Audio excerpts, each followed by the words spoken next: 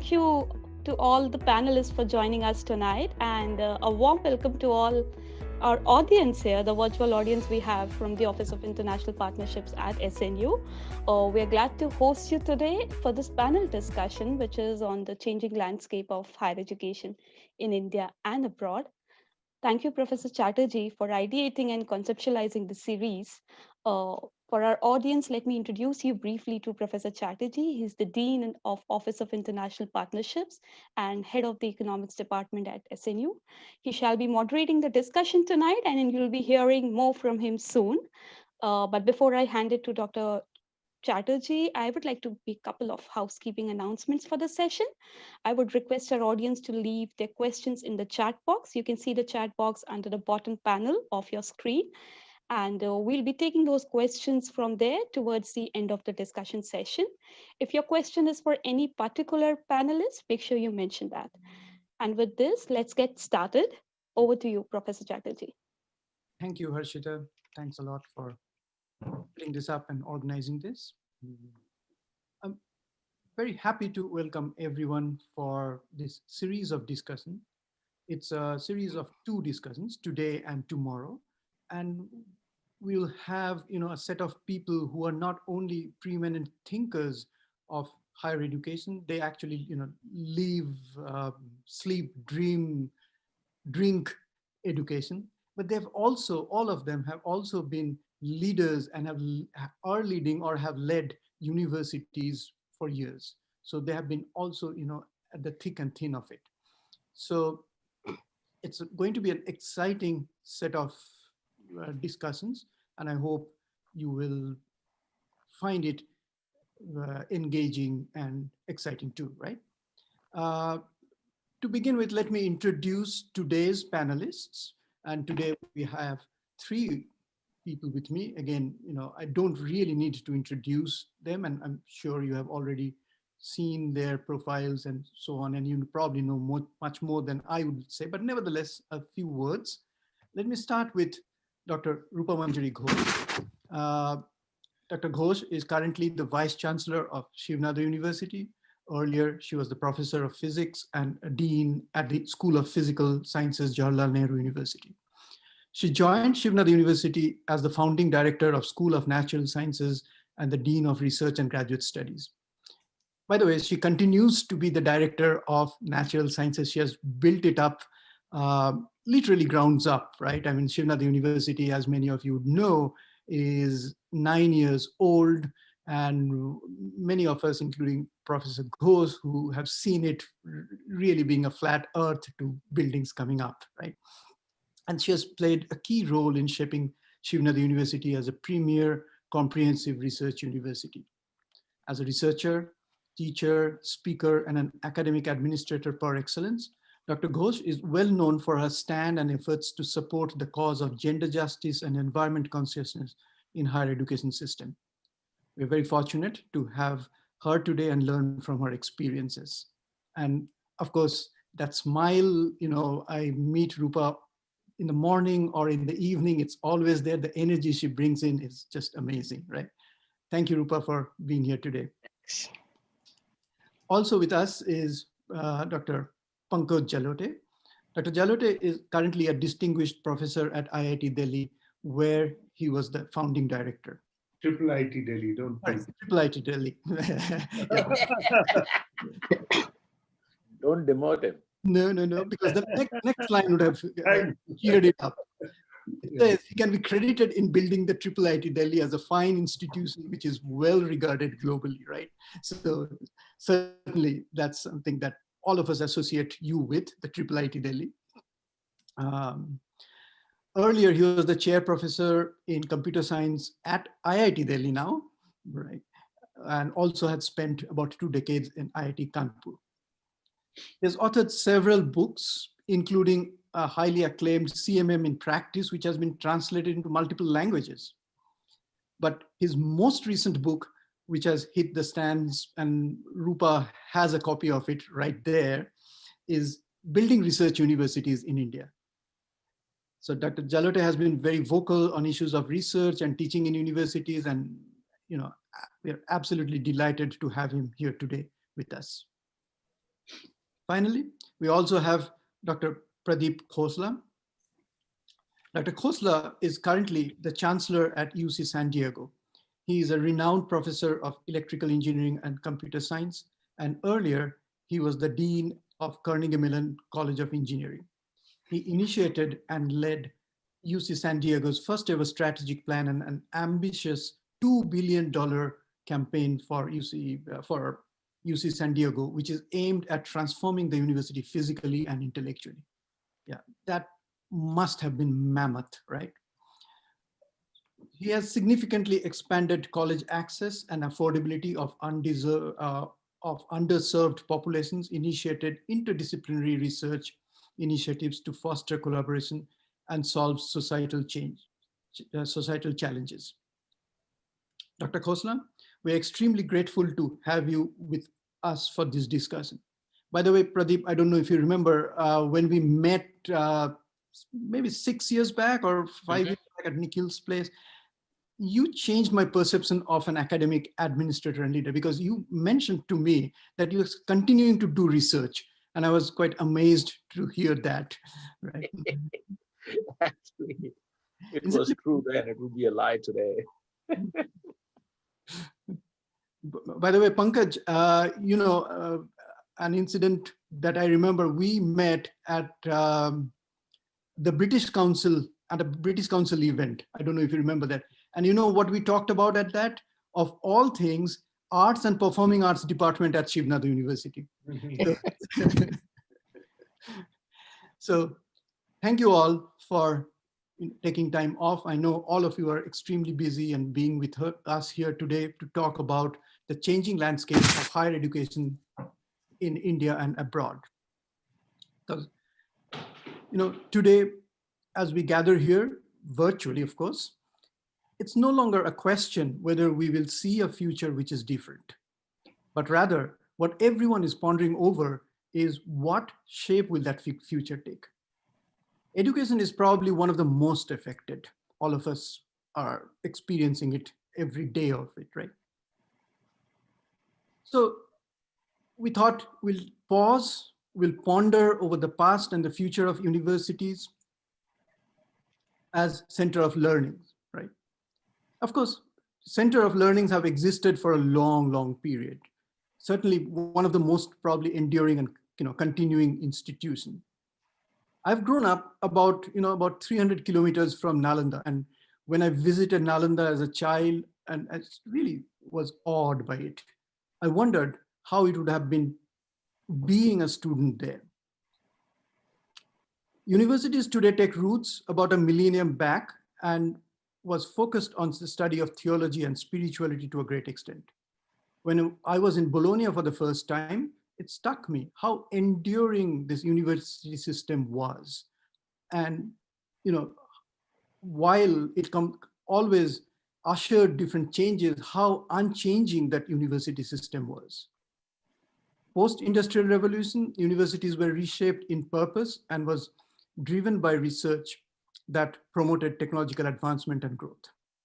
A key event happened in 1810 when Wilhelm von Humboldt wrote the memorandum that led to the creation of University of Berlin. He envisaged a university based on three principles: unity of research and teaching, freedom of teaching, and academic self-governance. And that continues to influence modern universities. Though over the last few decades, universities, particularly in the West, have probably become motivated more by self-interest and preservance as source of nature of funding them has changed. The curious matter is that universities were built to change, right? To change the technology or usher changes in society, essentially change the future. Yet, as an institution, it represents continuity. So now, when the pandemic has forced us to take stock of the past and the future, one wonders what lies ahead. And it's great to have all three of you to think about that today. So let's think about how will the future of universities be? What aspects of universities are fundamental and will or should continue? Will universities have a new objective, a new way of doing things? So I think what we will do is we'll give each of these panelists 5 minutes to ponder over these big questions and talk a little bit about that, right? And we can start with, so I'm not being partial, but she's on the top of my screen. So let's start with Professor Rupamanjari Ghosh.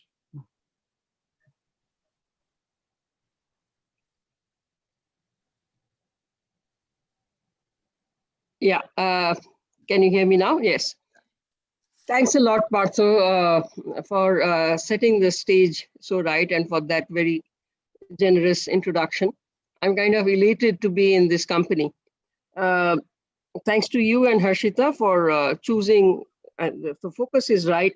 Today, we are not going to talk about other things, but looking at the higher education itself. So just to set if we have to talk about this, I can just go on and on. So I'll just fix first the context for myself.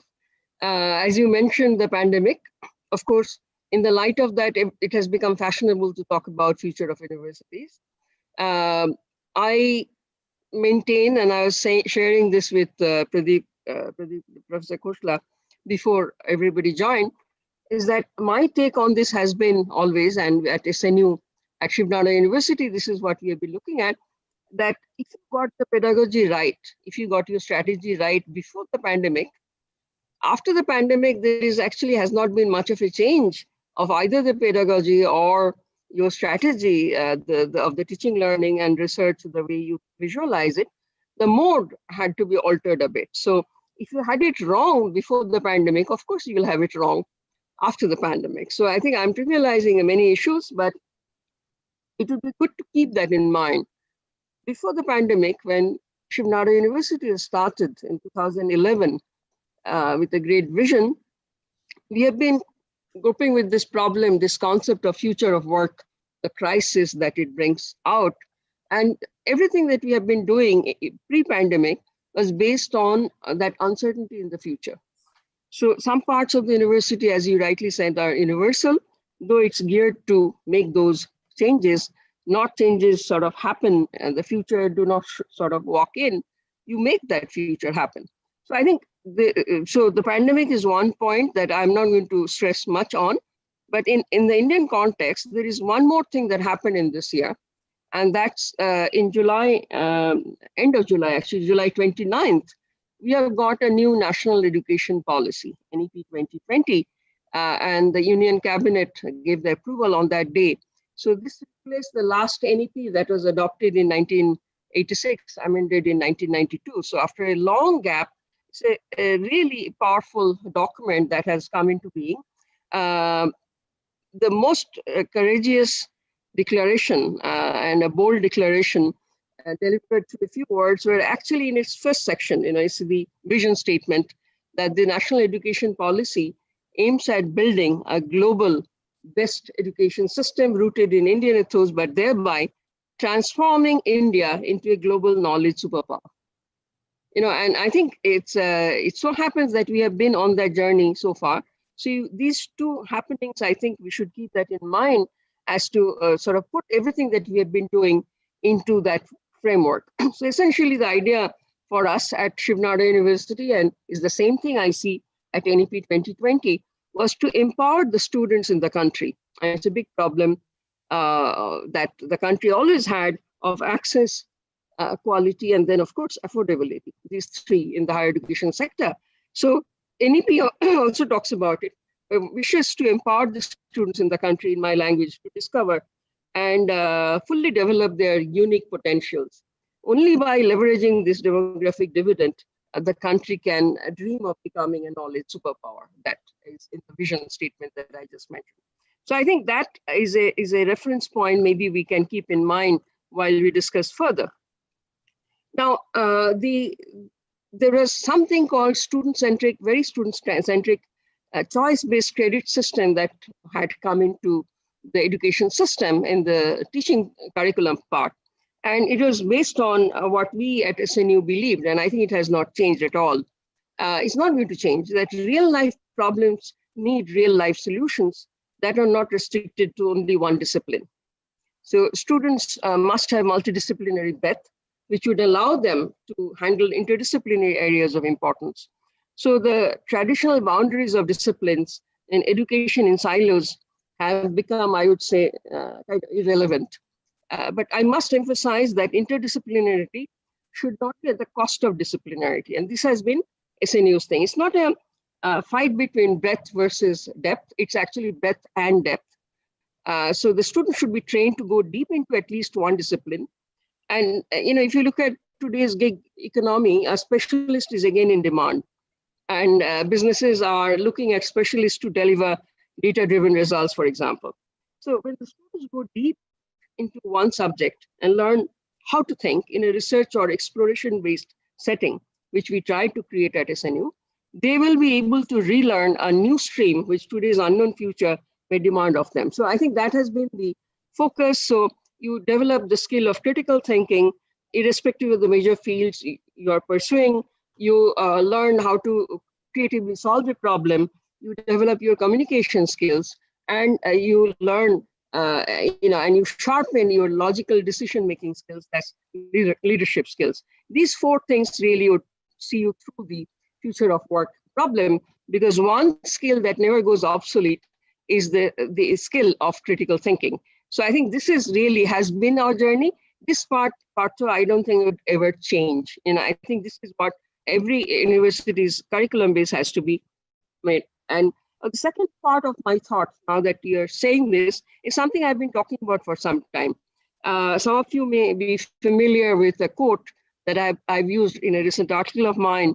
It's Peter Thiel, who founded the PayPal. That few years ago, he lamented that we wanted flying cars. Instead, we got 140 characters. So 140 characters refer to the length of a Twitter post at that time. I'm not good at Twitter. I'm not there really. The point is that the best of minds should be in science that led to essentially technological invention, and not just maybe fiddling with the algorithm of social media platforms or e-commerce. So I think this is one point I want to make, that today in the higher education space, while it has been very fashionable to talk about liberal arts on one hand, education policy does that, and then disruptive technologies of AI, ML, VR on the other hand, we must remember that liberal arts is incomplete without physical sciences, and disruptive technologies alone will not be able to solve all societal problems. We have now climate change threats at our doorstep, smart materials, food and energy costs have been rising, and so on and so forth. So I think there is a flying cars. I'll not talk to Pradeep about this right now, but I think, that's the dream. So science has shaped our world, and today the global pandemic has reinstated the importance of basic and applied scientific research, and also a stable research infrastructure and funding for survival in a crisis like this, and for sustenance and for growth. So I think this is something, these are the two main points that I want to first start with, and then I'll hear everybody else and I can come back later. Thank you very much. Thank you, Rupa. Pradeep, do you want to go next? Yeah, thank you, Partha. So, again, it's an honor to be here with my good friends, Rupa and Pankaj. So let's see, let me offer my perspective from three different dimensions. Let's just take our vision before the pandemic. We were on our way to being a residential institution. And what that means in the context of US and UC San Diego is a 4-year housing guarantee for everybody on campus at 20% below market, which means everybody could live on campus. So even though we are a residential campus, we don't have enough housing for everybody. That was a vision before. And here comes a pandemic, and suddenly people start thinking, oh, nobody will come to campus now because they can just stay at home and take courses. Well, surprise, surprise, post-pandemic, we will still be on our way to being a 4-year residential institution. And the issue is there's a big divide in the country here, in India, across the world, between the haves and the have-nots. And the have-nots go to college as much as the haves, and they cannot be at home with lack of internet connection, with social responsibilities, with economic issues. So that's actually a big issue. Secondly, people see education primarily as content acquisition, whereas in a residential context, it also means social growth, emotional growth, psychological growth, understanding how to deal with people of different ethnicities, different languages, different cultures. I can just go down the list. And I think even growing up in India, we saw that a residential context, especially for me at IIT, was much more significant than before that when I went to Parla College and I was commuting from home to go to college. It was not the same at all. So that is not going to change. Secondly, the faculty. Before the pandemic, we thought remote education was a bad idea. You could not have quality. Post-pandemic, I think in-person education is going to exist, but we're going to use online and remote education as an amplifier, as a way to amplify our delivery mechanisms in pedagogy and not as a replacement. So today it's a replacement because of difficulties, but post-pandemic, it's going to be an amplifier and not a replacement. And then let's go down to the third part of our academic enterprise, which is the staff. Before the pandemic, managers thought, oh, if you want to work from home, you will take time off, you'll go shopping, nobody will work, I will not know if you're working or not, I want you to come to work. Come the pandemic, we realized that in the pandemic, people are working harder from home than they were in the office. So post-pandemic, I think, again, it's going to be a mix now. We will have more flexible work schedules. People will be able to customize their lifestyle, and we will be able to customize our needs. People will be able to work from home and work here. That reduces my need to build large infrastructure. Suddenly I build half the size of the building I need because it's being multiplexed, time shared by people. So those are the changes I see. I think it's going to lead to a lot more efficiencies, a lot more amplifications through the use of technology.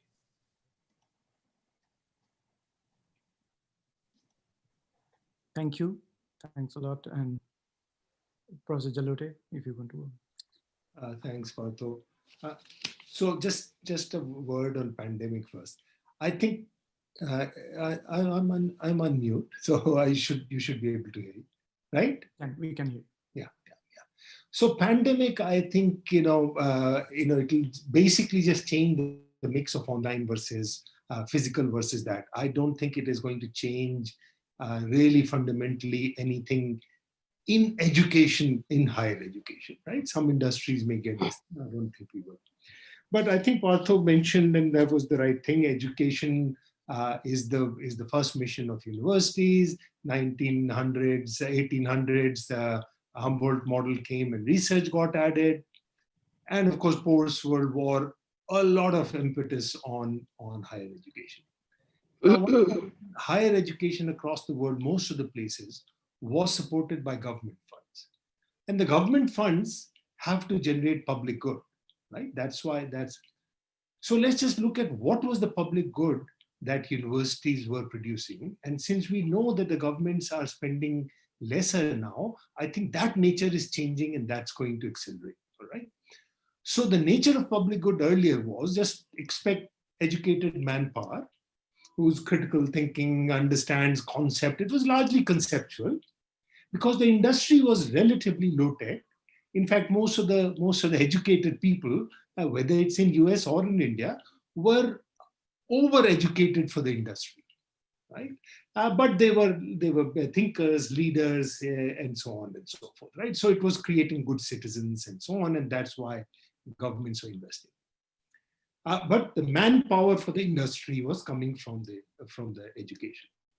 The researchers in universities were just creating knowledge, putting it in public domain, and then there were intermediaries, industries, which would use that knowledge to generate economic value out of it. And of course, there was just general society, this thing. So actually the role of education, higher education institutions was indirect. We created things that were then used to generate value for the society. We created manpower that was then used. We created knowledge that was then used, right? Now, what has happened is that now, over the last, of course, multiple a decade or more, economies are getting very innovation driven, unlike before.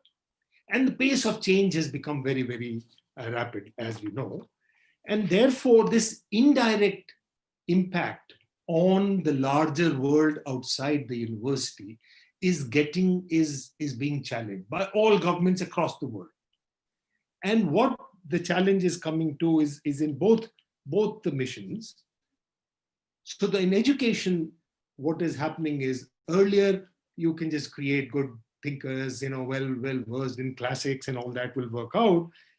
But now the industry wants industry ready people. They're not willing to take them and train them. And the world is complex and it's not so easy to just train them. So expectations of the graduates are definitely shifting. Now, given this innovation and all that, there's also expectation that the graduates, not just PhD, ought to be able to do not just innovation, but some amount of fresh thinking, research. So the expectations of graduates is really changing, and which really means that you cannot really have a course on established, and of course the body of knowledge is changing very rapidly. So all that means is that for education, just for education, we need to change, our faculty needs to change. It cannot be about a body of knowledge, a stable body of knowledge that we then understand and explain. The body of knowledge is changing, the kinds of application of knowledge has to be taught, and researching skills have to be taught. This itself means that just for education, the role of research and research capable faculty will become that much more important. Just for education. Okay, now in research itself, as I mentioned, producing knowledge which will then be used is no longer acceptable by governments who support it. They want, because innovation is the buzzword, you guys do research, so they want more direct play by universities in the innovation and economic ecosystem, right? And that we see through startups, through innovations. Everybody wants more collaboration with industry, so things from here will go directly into industry. That lead time is shortened, etc. Right? And of course, there is a desire for research to impact education, as I just mentioned. Ability to solve problems and apply the knowledge for solving real problems, as well as researching skills. So what this means is that while, and this is more pertinent in India, and I don't think in US, the kind of universities Pradeep has, and we are familiar with, they've always been on that. In India, it's far more pertinent. While education has been the focus of our higher education system, and our discourses have been about access, equity, etc., for education. So education was the first mission, as we know. Research was the second mission. I'm suggesting that research will become the primary mission, or more important mission, even for the education mission. So the importance of research is going to become that much more important as we go forward, for converting research to economic and other social value, for making education that much more important. And I think we have not really appreciated the role of research, the linkages of research with education, the linkage of research with innovation. Everyone sort of understands. Everyone has now as a incubator and all that kind of stuff, right? I don't think we've appreciated that enough, and we'll see that becoming more and more important there. So that's my main point, that research instead of education is going to become at the core of the university, on which education and other things will ride. Thank you so much. Thank you. Excellent insights from all of you. A sense that I'm getting in, from hearing all of you is that at the beginning of the pandemic, I think the sense was that there will be lots of change, but that looks like it was kind of overblown to a lot extent, right? The changes that we might see, as Pankaj just mentioned, are much more subtle in that nature, right? And I mean, it's not necessarily subtle, but of a different kind than we're talking about. For example, I think Pradeep brought that up, let's talk a little bit about that online education versus residential education. And at the very top of the pandemic, I think, if I remember correctly, Scott Galloway from NYU made a huge splash by saying that tech companies are going to come in and take over education, and there will be universities which are Apple MIT and Google Harvard and things like that. Earlier, it's not only then, but earlier, for example, Minerva came up maybe 5-6 years back. Minerva started a whole project where it is a for-profit project where they tried to quote unquote revolutionize education, right? By allowing this online interaction across the globe. Obviously Coursera, which is a very different model, like a MOOC model that's there. So if we look at the history of Minerva or the other spectrum, the MOOC models like Coursera, they did not really take off then. Do you think now it will change that, even if it is to supplement education in terms of both helping the traditional universities as well as, we talked about a little bit about inclusivity and accessibility. And even though, yes, internet access is still a problem, but cost of education is also a barrier. So Pradeep, would you like to think about that a little bit? Pradeep, Let me see if I can offer at least my insight on this. And before I do that, let me just remind people, I'm a computer scientist and information technology person. And in IT arena, all computer scientists believe everything is exponential and computers are going to control everything. So having said that, I'm going to sound like a Luddite when I say that nothing's going to change, at least not. So let me go back in history. Like every time there's a technology, the impact of the technology is scale. So the printing press, instead of writing a book by hand and replicating it by hand, allowed you to now replicate it faster. So it had scale. The radio had scale. The television had scale. I can just go down the list. None of these technologies fundamentally change education, except they allowed more people to be educated. So I think that's what the change is going to be. The change is not going to be that the quote unquote, and I'm going to use the word academic Brahmins in a way where the elite are not the only ones who are going to have access to information and education.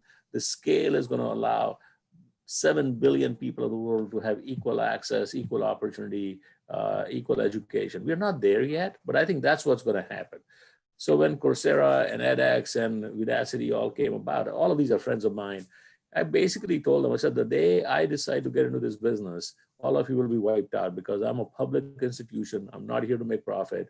And the technology, once you tell me it can be done, I know how to do it, right? That's what the beauty of computer science is. So my view is all of these are going to be amplifications. They're going to allow us to scale inexpensively, but they're fundamentally not going to change the delivery or the fundamental nature of education. The other point that came up, and Rupa brought that up, was this issue, and Pankaj also brought that up, is the issue of, in some sense, it's a debate between the goals of university, short-term versus long-term, right? So research also in that sense, right? And research versus innovation. Even if you look at the European Commission's framework of education, framework of universities, it talks about three things: education, research, and innovation. But innovation, as again Pankaj pointed out, it's also driven a lot more by the market. So it's much more short-term. And Rupa brought that up, that unless you do fundamental science research, unless you think about a very long horizon of things and not necessarily focused on payoffs which are immediate, we may lose out in the eventuality. So how do you balance this? Because at the end of the day, we still want innovations, and universities will have to cater to that, while we should also not take our eyes off from the fundamental research aspect of it. who are you asking? Well, yeah, you. Me. Okay, sorry. I know Yeah, your views on that. yeah, I think it was fascinating listening to actually all three of you. Let me just say first, I think there are, I mean, I'm simplifying again, but there are two kinds of students. The education as a whole that we are talking about, that I believe is not just giving away a certification, right? Education means much more, and that has been alluded to. So I think that's for maybe one group of students, our regular students on campus that I'm used to seeing, the way Shivnada University was built, what Pradeep just mentioned, the way he has built his stuff, and what Pankaj is also talking about. The online will, in the long run, for me, will be the supplement that everybody's talking about. The students who are comfortable with online, our students are dying to come back to the campus. They miss a whole lot that you cannot do without a 24/7 residential campus. A lot of things are learned outside the classroom, outside a course, social intelligence being one, and many such things. So I think that's something that we keep in mind. And I also would like to, so like I said, there are two kinds of students. There are also maybe two kinds of way of looking at output of research. So education, I believe, should accelerate invention. And innovation may continue to show up from unexpected quarters.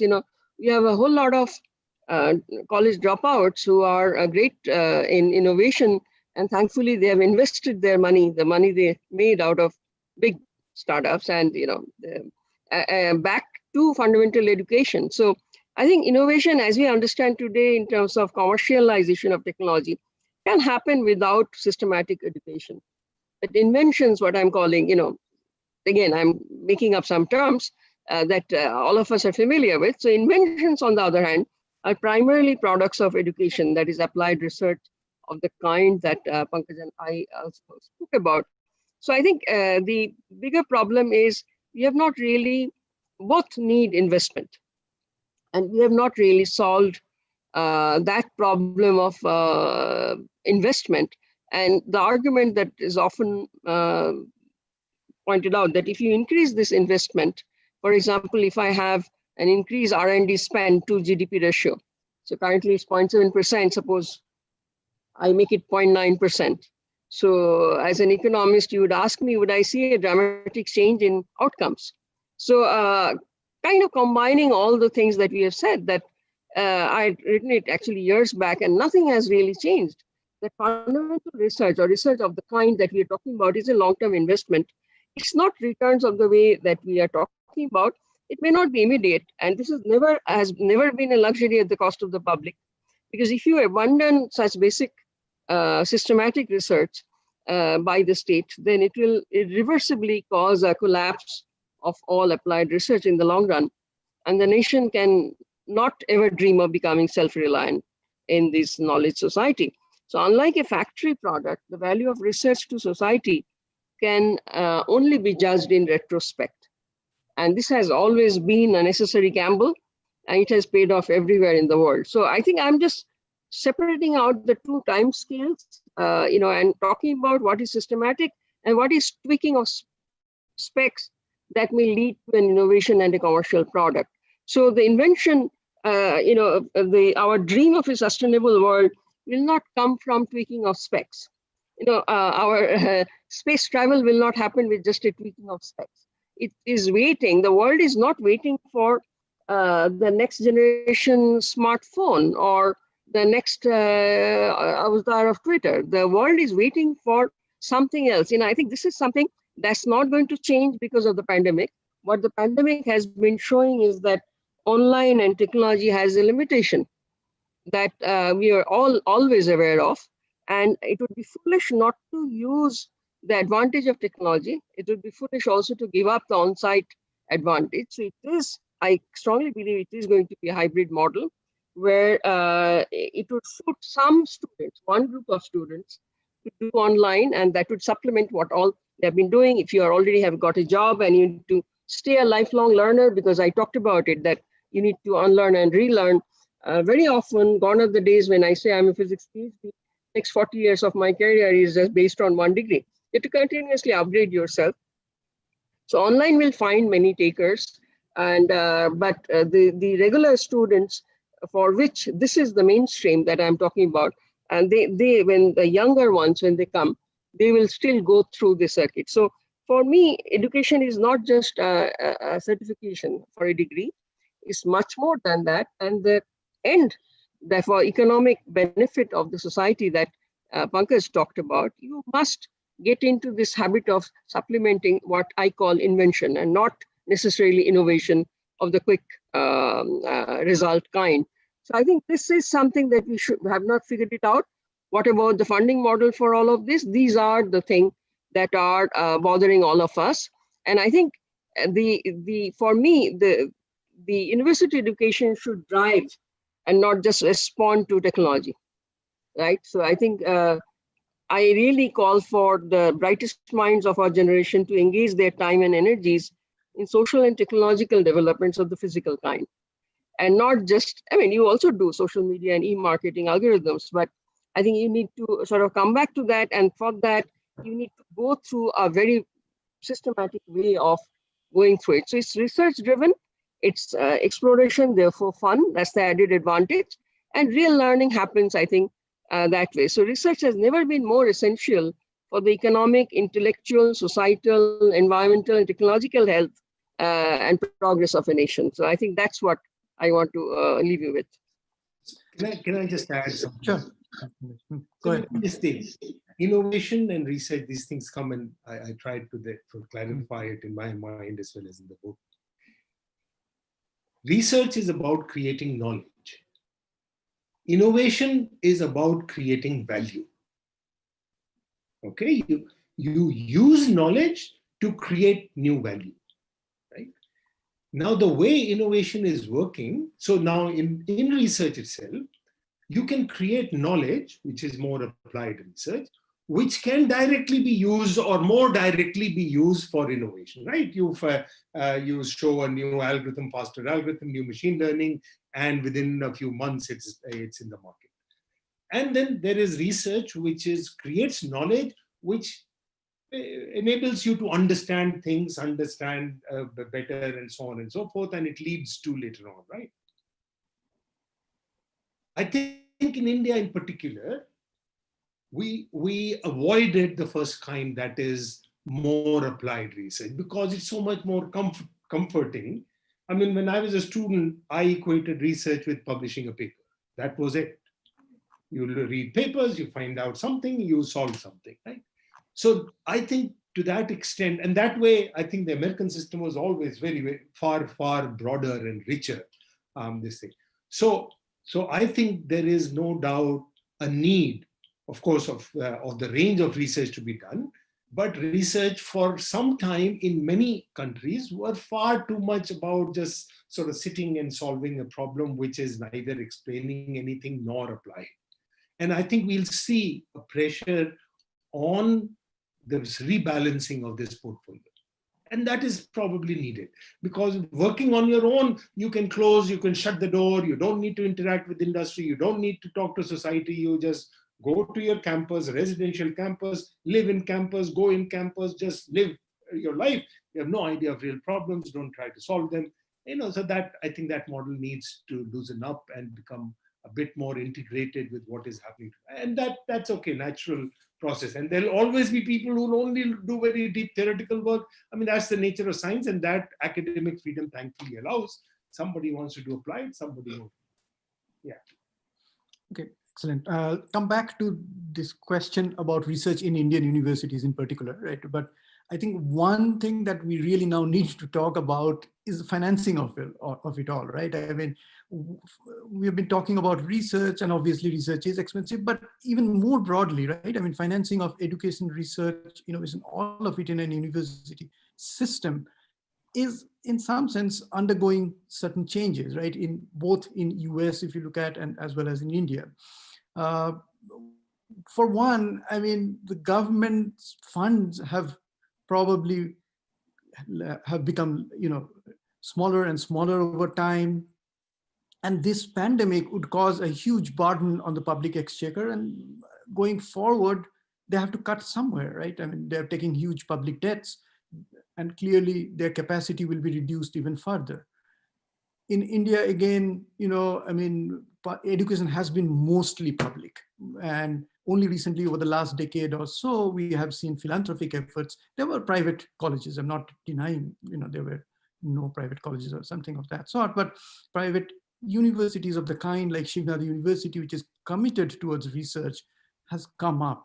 So where and how will that impact, the missions of the university, and this balance that we've been talking about, focusing on research versus much more short-term, gains through innovations and, commercializations of patents and so on. Incidentally, I've looked at finances of some of the US universities. Even there, the commercialization of patents and all is a very minuscule part even now, right? I mean, so it's not big. So how do we, and of course, I mean, the other part is that might lead to tuition fees being very high. And we talked about, online versus this, where we can adopt technologies from the online and maybe expand access. So how do we go about all of these, these lots of pieces hanging out there, but all kind of, lying on this whole bed of how do we go about getting funds for the university system? And I don't know who wants So to react. let me give you my outsider's perspective, okay? Yeah. So in India, I think the tuition fees is already very high. So let me explain to you what I mean. It may not be high in terms of rupees and converted to dollars, but if I look at how many students borrow money to go to private institutions and they pick up a piece of paper but hardly ever get educated, and then there are no jobs at the other end, that price is extremely high. And the poor, the middle class, the lower middle class is bearing the brunt of that price. You don't see it because the number looks very small, but for a person whose family is making, let's say, 5 lakh rupees a year, for him or her to borrow 5 lakh rupees is a lot of money. So that actually is really important. So I think so if you think about the cost of education being high, the cost of not educating, in my mind, is higher, because a country like India, which is trying to be a $5 trillion economy, going up to maybe multiple trillions of dollars, the driver will be education. I can tell you that, because all of the high-tech industries, all of the higher paying jobs, all of the value-added services and functions and products that are being created require an education. And it's not just K through 12, they require an education. So I think it's really important that India focus on that. It's also important that India, that the structure go away from policing the education system and controlling the education system and thinking everybody's corrupt. Instead of that, in empowering the education system, and let people like Shivnada and people like Birlas and Ambanis and everybody else.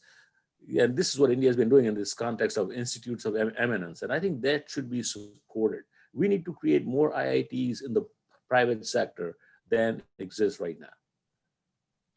So Partha, let me. How about US? I mean, there you're also going to see cut down on public finances, right? So how are you going to deal at UCSD, for example?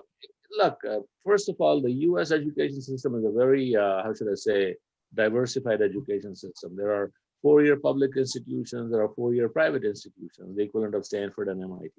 Now, the private institutions, in my mind, are private not because they're funded privately. They're still funded publicly because of large-scale loans that the government gives, research and infrastructure. Their governance is private, whereas San Diego, the governance is public. So in the US, that's the way to think about this, right? But the government investment is large. So even though there's no income coming to the universities because of IP, the income to society because of the intellectual property created is very, very high. The Googles of this world, the Amazons, the semiconductor industry for the whole world was created by the US through research funding, right? So there's no single university that's collecting royalties from here, but society as a whole, I think, is benefiting very significantly. And we need to understand that. The benefit to society has to trump benefit to a single institution. So you'd argue for more public funding? I would argue for more public support in India. I haven't read Pankaj's book, but I guarantee you it's a good book. But I also can pretty much predict that India is limited by a lack of qualified PhDs to populate these institutions. People like Rupa and you and Pankaj are few and far in between compared to what is needed in India. So India should be focused on large-scale education of masters and PhDs and putting them out there and then using them to build great institutions in the country. And I think India can compete very, very effectively with the world in this context. They can actually dominate the education enterprise in the next 20 years. Thank you. Pankaj, I was coming to you, and I want you to react to the same question about financing research, right, in India in particular. And also, the second part of that, in some sense, is how do you transform the Indian education system? Because you alluded to that at the very beginning, that we have been focused much more on teaching. Now, how do we go to a much more research mode? And there are certain examples like IIIT Delhi, Shivnada University, we are trying to do that. But as a whole, as a system, how do we transform ourselves from a far more teaching focused and sometimes not even high quality teaching, as Pradeep pointed out, to a much more research focused system? So let's take these two separately. Both are very good questions. Yeah. Financing, I've always thought, and I think for writing this book, there was a chapter, it really crystallized idea. You see, for university, it is best to look at the cost of education and cost of research, even though separating them is a big challenge, but conceptually it helps to look at it. Now, education traditionally was treated as public good, higher education, and therefore was supported by the government. Actually, over the last few decades, world over, higher education is being treated as a private good because of the huge benefits that come out of it. And therefore, you see across the world, the subsidy provided by the government for education is reducing, right?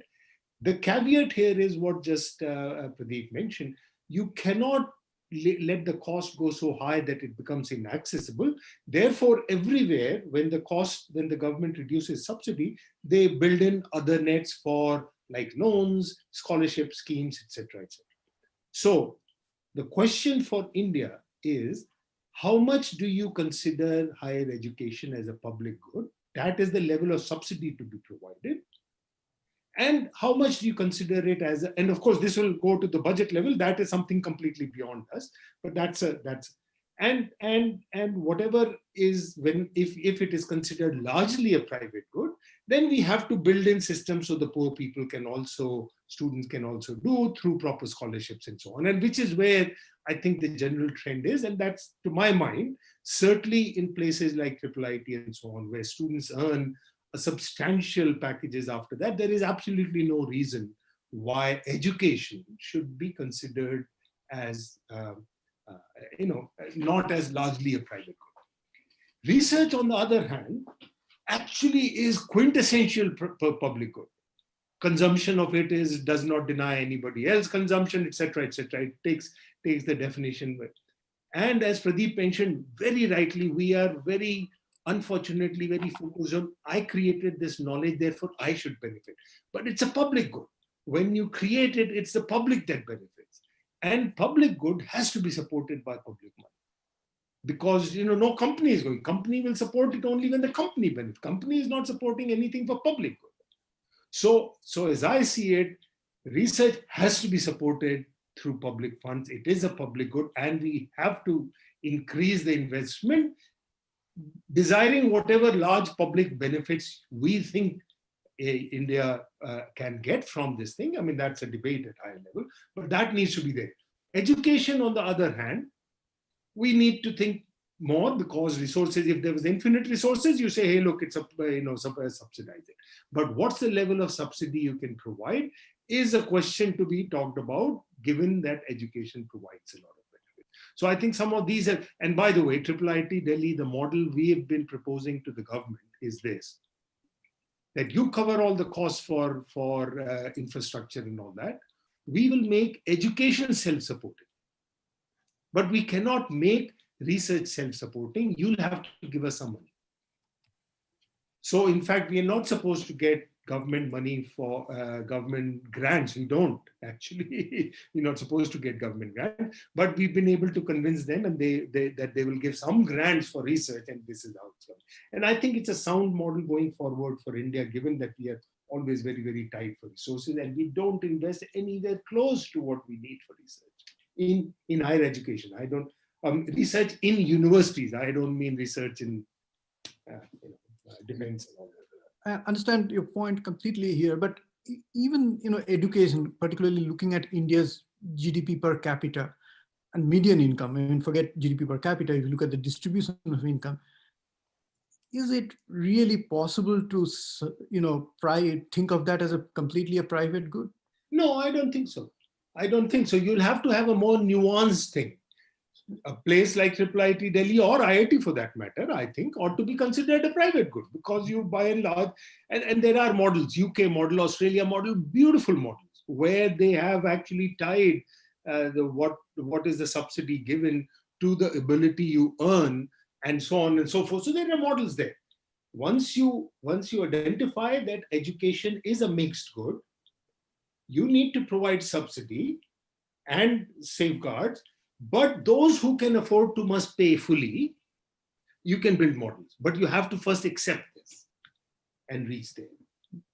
Now, would you like to talk about the second part of it? Because you have led IIIT Delhi through the process, right? And building up as a research university. And I'll also throw this question back to Rupa in a bit that, But there is no easy way about it, right? There's no easy way. And I don't think we are, as a higher education system, geared towards that, and while as Pradeep said, our PhD production is very modest.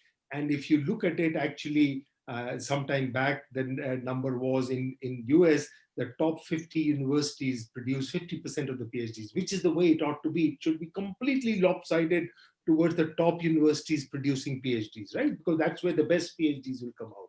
In our case, I've done some analysis. The top 50 only produce 25% or something, and the number is growing far more in the not so good universities, right? And we know the dynamics there, right? All other kind. So I don't think there is an easy way, but certainly what Pradeep said, a huge investment in the PhD program, right? And I realized, by the way, and therefore I had put in one special chapter on just PhD program. PhD program falls through the cracks everywhere. The accreditation people don't look at it. Neither the NAC kind nor the NBA kind. They largely focus happy about NAC kind are governance, NBA kind are program for your discipline, and PhD program by and large falls through the cracks. The regulations are weak, quality control shoddy. So that's certainly one. But huge investments are needed in research in higher education. Let me just give one more data point. In US, Australia, few countries that I did, US is slightly different. Of the public money, the government money spent in research, the ratio of the money spent in government labs versus the higher education of research money, right? Mm-hmm. In Australia, UK, etc., it is heavily in favor of the universities, right? So if the government spends 100 euros, 60, 70, 80 might be going to the universities research this thing, and maybe 20, 30 is going. In US, I believe it's about 50-50 of the government money I'm talking about, right? Yep. In India, it's 90% to non this thing because of the way we evolved. Right. We actually said universities don't need to do education. It's actually because the people in universities always want to do that, we actually still do it. But the initial plan was that research will be done by some other agencies and universities will teach and produce PhDs, right? It's completely, and much of the world has realized and moved, shifted from that to this. We are not yet shifting, and there's no easy way to do it. Can I make one comment about public versus private goods? So Pankaj, I agree with what you're saying, but here I think there's a little bit of catch in the argument. And for a while, India has to rethink this. If you assume that undergrad is mostly a private good and PhD research is mostly a public good. The problem with India is that there's not enough educated undergrads, so the gating function is blocked there. So if we make this a private good, we will not produce enough undergrads to be able to filter into the PhD program. So I think for the next 10, 20 years, 30 years, India should make all of education as a public good. Literally spend a lot of money in education, completely make it a public good. Don't ask these questions. And maybe after it's mature enough, has a critical mass in all of these components, then you talk about a more nuanced way of thinking about this. But right now, there's if we can afford it, no doubt. But I would disagree with this idea. Indian undergraduate education system is peopling the graduate education across the world. We are not short of graduates. There is just about 10 lakh engineering kids. We have not been able to attract them to PhD because of various reasons, and that's a different issue. Yeah. But it's not a shortage here. Oh, I see. The conversion, I mean, in US, 2%, about, I think, 2% of the graduates, or 1.5% of the graduates get converted to postgraduate. In our case, it's about 0.1 or some such percent. Right, and hardly any in India. No, yeah, and nobody is doing it here because we are not providing them right stipend, okay. Right environment, right tools, money to travel, go and attend conferences. There's just a host of things.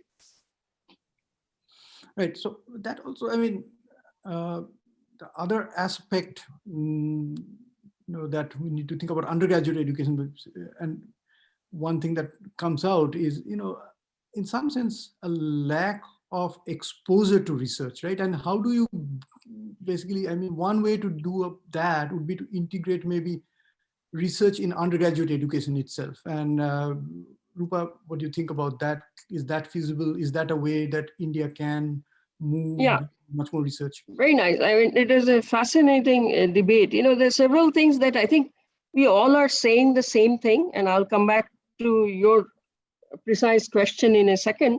But I think we all are saying the same thing. If you look at this country, whatever people scream at the top of their head, talking about demographic dividend, that would become a demographic nightmare if you do not treat education as a public good right now. And I think India has many layers. 17th century coexists with 21st. I keep saying this often. And I think it's the government's responsibility to make sure that the deprived sections have access to quality education. The government also had a problem. Every time they talked about expansion, somehow they forgot quality. And I think we have not been able to do that. And that point also came. Our accreditation system has been extremely weak.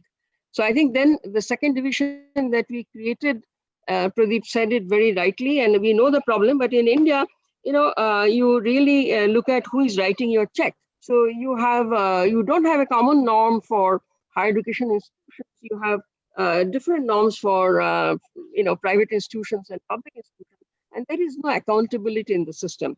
I use this kind of that if your research median is not high in the landscape, then you'll not be able to sustain the very fragile peaks of excellence. So the median has to be really high, and for that, every model is welcome. Right now, I don't think India can afford to be choosy. Every welcome, wherever people are thinking of in some form of excellence, I think we should just go ahead and support them. And I think the reason I like the NEP is that it has a sense of that. It is talking about a forward-looking common norm for public and private higher education institutions. For years, I've been saying every institution should be held accountable in a progressive and fair way. And I think without that, this system, unless you actually, because many generations of students will be taken for a ride by spurious private or whatever institutions, where the key feature therefore is faculty. We have not talked about it. It's actually, it takes minimum of 6 years for changing the input to a university system, because it takes that much time for even a junior faculty to be produced. So I think we have not spent enough as a policy to figure out how we are going to take care of faculty generation and development and sustenance and empowerment, and which is a continuous process throughout. So I think when you are involved in research with your undergraduate students, this training happens in a two-way process. So in Shivnada University, I'm extremely proud to say that all our programs were 4-year programs, because not because we wanted to mimic Pradeep, which I would love to do, but it was because we did the curriculum and we figured out that we cannot fit it into 3 years. And because traditionally in India, engineering curriculum has been 4 years, and we wanted really a true multidisciplinary, flexible character in our curriculum. So essentially it meant that all programs became average of 4 years. It's the number of credits and not really the duration that matters. So India had all questions wrong. They talked about the duration and they forgot that technology allows you to tune the program to the pace of the learner, and the duration does not really matter. In that, because there is a perception that BSc should be 3 years, BA should be 3 years, BTech can be 4 years. When we added that 1 year, our main thing was distribute research throughout the undergraduate curriculum in a systematic way. So this part of the curriculum has done us wonders. And when faculty members are involved in such a curriculum, and it needs real buying in by everybody, the students and the faculty and the support staff. When that happens, then that culture develops. Second thing that we had done at SNU, for example, is a program that very fondly I call our program, OUR, Opportunities for Undergraduate Research. And when we started it, Pradeep, everybody told me that it's not going to work in India. And lo and behold, that this is, you don't get any credit for it. You just choose any mentor from SNU and we just fund it a small amount of money for consumables mostly. And now more than 100 projects are running every year. And we do an undergraduate conference. Really good solutions of problems are coming out of such efforts. So I think it is a question of culture, and excellence cannot be done in any shortcut method. It takes some time to build this culture. Once it's caught on, it sort of has its own this thing. I really feel that the government has no choice but to invest in this system in both education and research. Education, for reasons we have already talked about. We do not want a demographic nightmare in this country. And before it's too late, we need to address it. Also not have the aim of doing what machines quite capably can do this today. So I think the aim of higher education cannot be produce humans that would just mimic machines. So that's a big challenge there, right there. And the second is very eloquently described by Pankaj, is talking about research that feeds teaching. So there is a huge synergy that we always knew.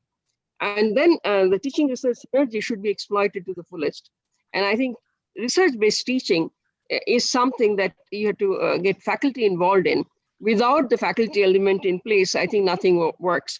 So I think this takes years. We cannot, unless we start now, it would again, we'll be talking about next 6 years as to it would take 6 more years. So I think time is now, and I think we should just jump into it.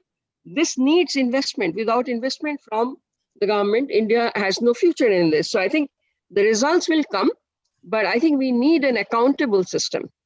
For every penny that is invested, I think we have to find the metric to judge the success. I think for everything, it's sometimes very, very difficult when people import metrics from somewhere else to tell you that we are going to be judged on these parameters. And sometimes they're just so mechanical, you can game them. And I think that's now that's the challenge, I think, for India, that when you look for these, how do you actually establish a creditable system that would mean accreditation has to be much more robust, the ranking, not really, but rating systems that would be pro-India, and you'd look at not absolute numbers, but you'd look at slope of progress. From where have you gone using what mechanisms? And I think many models can coexist. Right now, the demand is so much that I think models will coexist, and ultimately some would just die their natural death.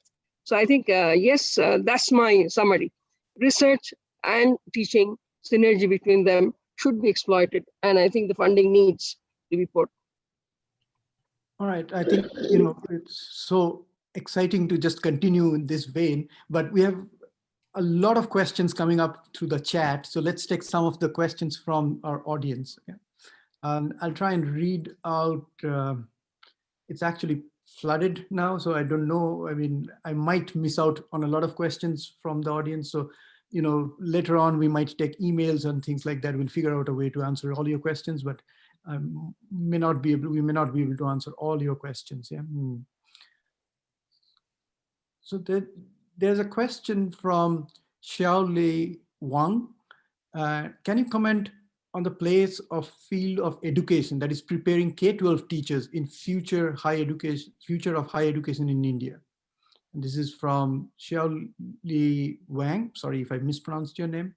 Dean of College of Education and Health and Sciences from Adelphi University in New York. So I think, how do we integrate K-12 to higher education?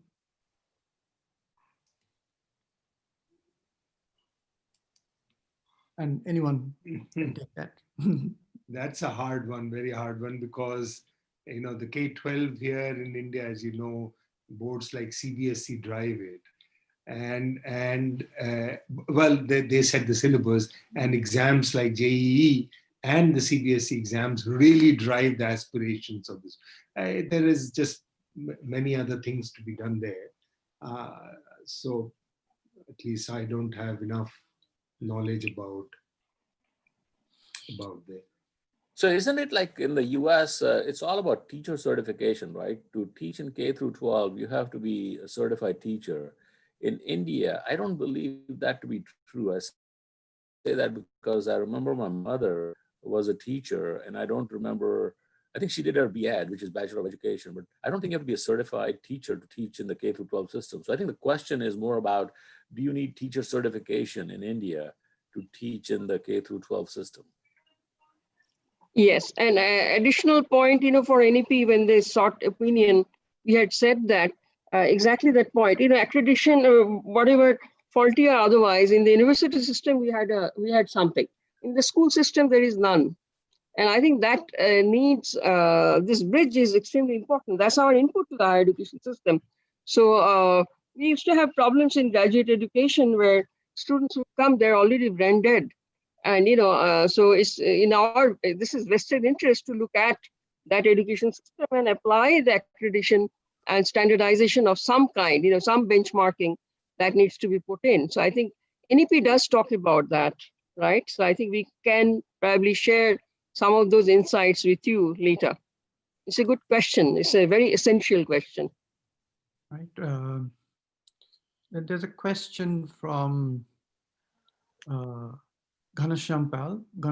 So should we look at the inclusion of innovation in educational landscape as a shift in attitude for all, like students and faculty? The fact that innovation is not short term. So that's what he says. So think about innovation is not short term.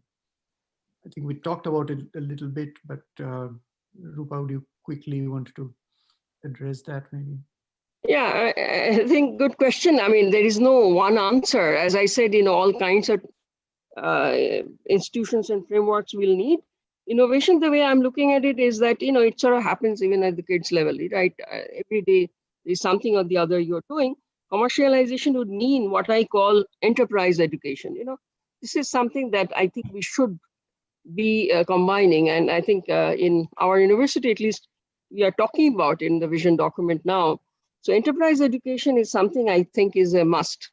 And that will help people to systematically address some of it. It's not there in India at all. And most of us sort of have learned whatever little we have learned is by struggle. I mean, struggling yourself. So I think enterprise education, let's not talk about innovation. I know I have some reservation about the term and the way it's being used everywhere. But enterprise education is really should be seriously part of our education system. And I think that would lead what you are asking, Ancham. I strongly believe that. So I think also we need to get away from a puritanical view of education and a puritanical view of research and education. I think there is a continuum in research, education, innovation. You cannot have very siloed view. And I think in India, we tend to have more of a siloed view, a la our British mode of operation. I think the American system, the German system is more like, it's like a continuum. It's like a sea, a little bit of this, a little bit of that is good for you. So there's a question from Jagdeep Rawat, which is in some sense continuation of a discussion on online education versus other models of education, residential education, and also what he's saying is is it possible that in the future, universities provide online education where lab is not required, and where lab is required, it can collaborate with industries? So in some sense, we haven't talked about that part of it, the industry and academia intersection. So maybe, Pankaj, would you like to? I think maybe Pradeep may have a good answer. Sure. Again, you see, it's the same. My answer is the same. We are creating too many stratifications and silos. I mean, there's no notion of lab is required or lab is not required. There is a class of institutions that educate without labs. There's a class of institutions that educate with labs. And even in online education, so for example, at UC San Diego, we used to have a lab called Hacking Biology, where we would teach a freshman how to hack the DNA and how to extract the DNA and hack DNA. Now, clearly, when COVID happened, we are doing all of that online right now. A lot of it in simulation, a lot of it where the kids go to students' home. So it's an integration of simulation. So I think we are too limited when we think that A can do only one thing and B can do only two things. And I think we need to have a more open-minded, continuum approach in our thinking. Okay. So one more question for Pradeep specifically, from Shadan Zeb. The late Stephen Hawking once commented in The Guardian that artificial intelligence will be either the best or the worst thing ever to happen to humanity. What is your take on this? Is it really an either or situation? I think I would not use the extreme words like best and worst. I think I would use words like good and bad, and I think it'll be both. And we are seeing that already, where the type of data you use to teach AI algorithms decides what the algorithm is going to, the way algorithm is going to look at it. So for example, there are ethical biases, there are racial biases.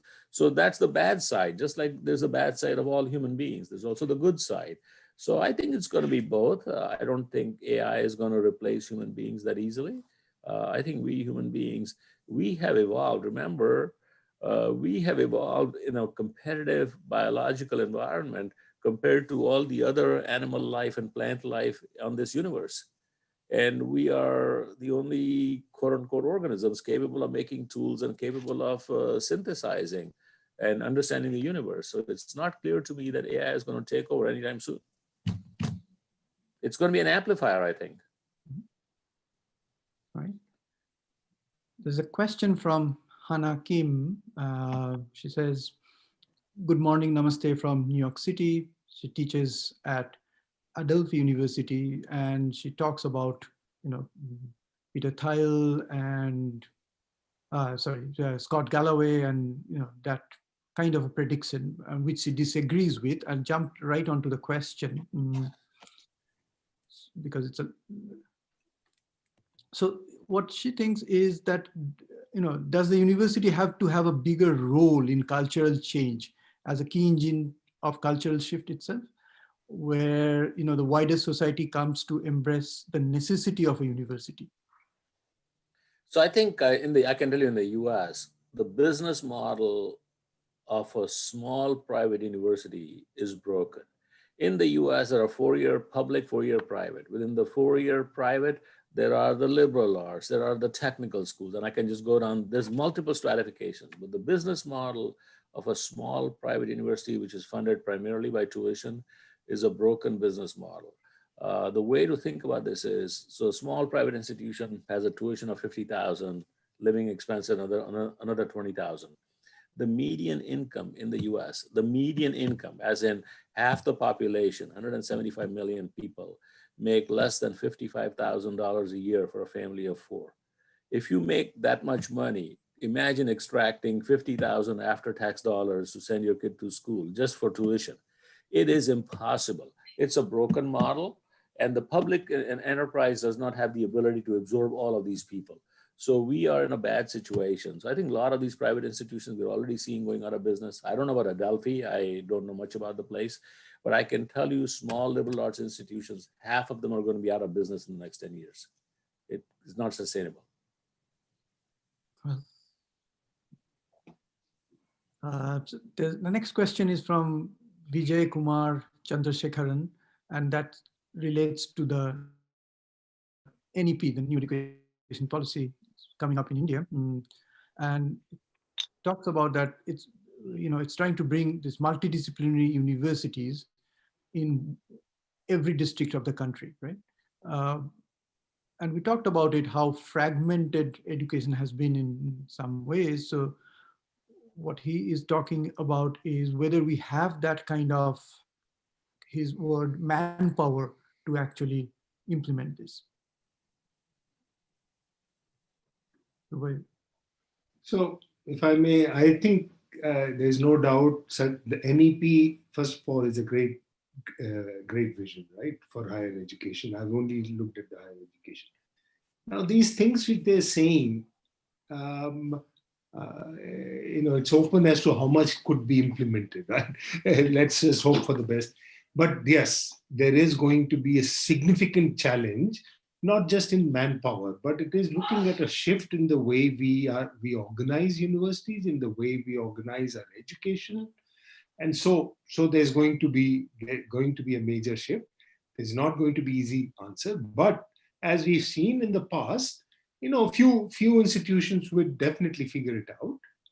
And given that most of these institutions are academic business is in that sense a public good, and we share all our resources, these understandings should very quickly spread through, right? So while there is challenges, but once 5, 10, 15 different places start doing something, some models will emerge, multiple will succeed, and those will get transmitted very quickly. So I'm not so worried about that. I'm just worried about whether people are going to do it, whether there is enough incentive, enough push, enough this thing, because it's so much easier to continue status quo. I agree, but Partho, the question is a good one. Right now, many of us are working on the implementation plan, and the devil does lie in the details. I mean, so it's all lofty thought, but how do you implement that? The institutions of eminence have been asked, there are 18 of us, and even, so SNU is one. We have been asked to start the undergraduate curriculum from next session. And for, places like SNU, we have been doing it for the last 9 years. So we already know. So some hand-holding is necessary, but buy-in is more necessary. I talked about it because on paper, you can write whatever you feel like writing. What the transaction that happens in your university is totally a function of your faculty and their understanding of what is needed. So I think this is a deeper one. I think the advantage is that there has been a buzz created around NEP. People are talking about it. The general, the quality learning aspect has caught the fancy of students and parents. So every citizen is talking about it. This is the right time to get into that mode. So some leading universities should be handholding others. It's not so difficult, but as I said earlier, and I think that's my major worry, all these are faculty-led initiatives. So creation of the right kind of faculty and the development that we think takes time. Overnight, the country cannot have millions of teachers who are all ready to do this, because we have neglected this and the culture has set in. We have many PhDs that are coming out. When they apply for the positions we have hundreds of applications and nobody is selected because you actually don't find. So that quality is the major problem. And we have been now talking about the pressure that we are facing. Our industry is not ready. It's easy to say that, academia industry partnership not happening. It's not academia's fault. Where is R&D in the industry sector in India? You can count, even biosector, vaccines, they are not researched here. They're being produced here. And it's a formidable industry. Automotive, maybe there is some. Where else is R&D in India? So I think if you do not have that, then all of this talk will also not work. And so I think we have to sort of work on it on a war footing. Results will come in 10 years' time if we are very serious about this implementation. That I think next 8 months would be critical, the way it's going. So I think, yes, it's a difficult one, but I'll focus on faculty. And that part you get right, everything else falls into place. Thank you, Rupa. And there are so many more questions in the chat box, but I think we have run out of time. We'll figure out a way to, get to the panelists these questions somehow. But I'm sorry, I can't take any more questions. Thank you all for this really fascinating and engaging conversation. I hope all the attendees here were similarly excited by this thing. And, I hope again that next time we are in a room, and I promise we'll still broadcast it across the world, but I really miss that, not being in a room with all of you today. Yeah, so, but well, these are the times that we live in. We can't do much. And I know it's night in India, but so good night to everyone, but the rest of the world, have a great day. Thank you all. Good to see you all. Good night. Okay, bye.